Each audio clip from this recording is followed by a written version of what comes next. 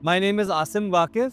I'm working on large-scale immersive installations. Well, I studied architecture and I was always interested in the relationship between people and the environment that they live in.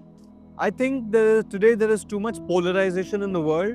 Either people are left wing or right wing, they're running towards new technology, or some are considered traditionalists.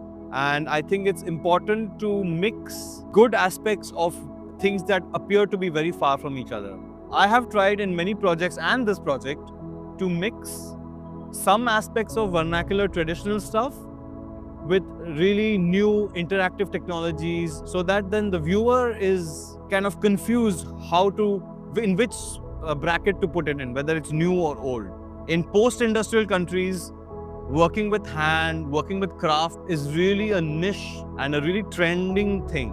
While we are trying in India to become industrialized, so we are a few steps behind and we are abandoning those in some way.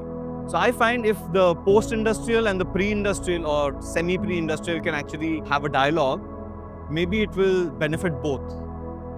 So by situating this craft-based installation in this very controlled and niche situation, I hope the viewers as well as the craftsmen can reevaluate the value of that material and the craft. Talking about art as visual arts is a bit limiting because we have 5 senses, perhaps even a 6th sense.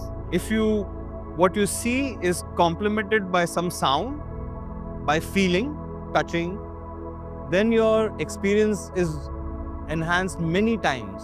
So I want to try and incorporate other aspects of affecting a viewer rather than just visual. So in some way, I have tried to scale up basket making techniques to architectural spaces.